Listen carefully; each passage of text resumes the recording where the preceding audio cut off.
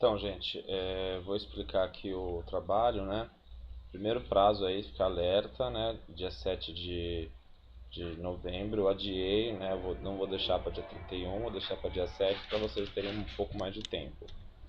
Então, em primeiro lugar, vocês estão vendo aqui um discurso do Vargas, onde ele fala assim: o Estado não conhece direitos de indivíduos contra a coletividade. Os indivíduos não têm direitos, têm deveres. As leis trabalhistas são de harmonia social. Então, o Vargas está falando para as pessoas aqui que o governo ele tem que proteger os interesses de todo mundo, não seu direito, mas das pessoas como um todo. E ele fala das leis trabalhistas. Que leis são essas? Entendeu? E por que elas foram importantes? Aqui você tem que falar como era antes e o que aconteceu depois. E aqui a segunda questão é, para o Getúlio, as leis trabalhistas não são para fazer o trabalhador feliz só, mas também para ter um outro objetivo. Qual é esse? O segundo texto aqui é um texto do jornal da USP. Tem uma frase bem conhecida da mitologia grega que é decifra-me ou te devoro. Por quê? Quem falava essa frase, né, onde aparece essa lenda, é numa história da Esfinge. Esfinge era uma coisa enigmática que você nunca sabe direito o que é. É mais ou menos Getúlio. Então ele se matou de 54, mas ele mudou muito o Brasil. Ele mudou o Brasil modernizando, mas a partir de uma ditadura.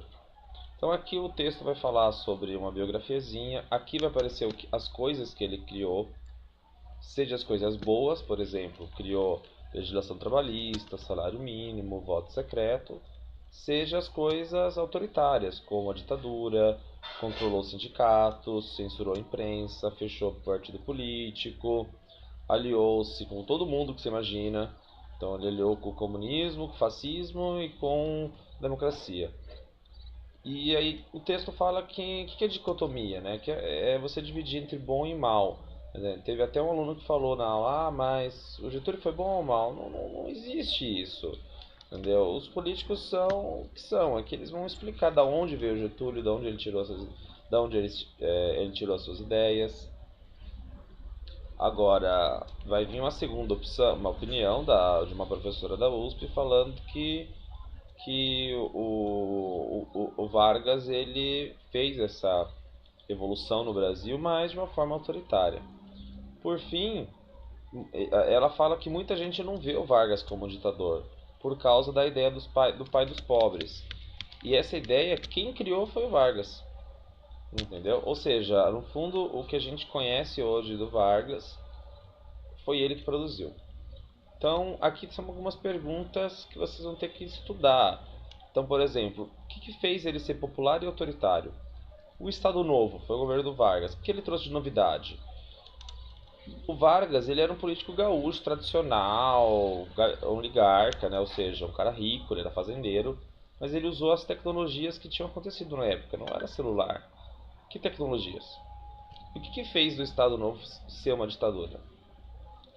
Esse último texto aqui é um texto mais completo e ele fala assim, eu dividi o texto em vários pedaços aqui, tá vendo? O uso do samba, nacionalismo cultural, para vocês entenderem melhor o texto. Então começa aqui, o Estado Novo dependia do consentimento. Que consentimento? As pessoas concordavam. Por quê? Uma das coisas vai ser a propaganda, que vocês vão ver um pouco sobre a propaganda.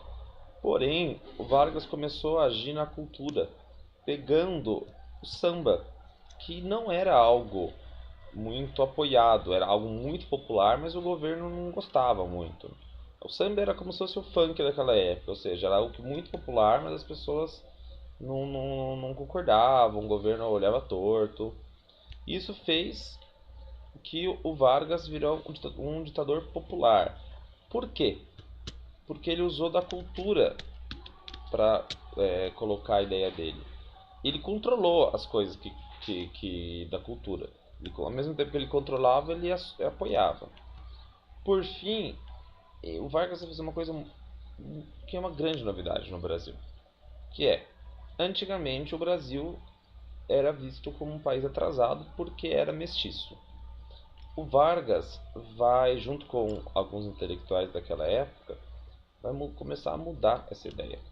Ele vai pegar as coisas do Brasil, tipo feijoada, carnaval, samba, capoeira, e ele vai transformar em algo de orgulho nacional, que é o que ficou até hoje. Então essa ideia nossa de que o nosso país era mestiço, era misturado, isso é muito bom, surgiu lá na época do Vargas. E quais são as coisas importantes para a gente saber? Que o Vargas ele autorizou o carnaval e ele fez junto com a Disney uma propaganda que foi o desenho do Zé Carioca, o Alô Amigos, e uma música muito famosa chamada Aquarela do Brasil, ok? Que é uma música muito famosa e ela meio que resume as coisas do Brasil. E aqui vocês vão ter que responder essas coisas. O que foi o DIP? Vocês vão pesquisar lá. O que foi o DIP? O governo do Brasil ele se aliou aos Estados Unidos. Como? Por quê? E como que o Vargas fez o Brasil ter uma nova identidade? Beleza? Se ficar alguma dúvida, vocês me chamam.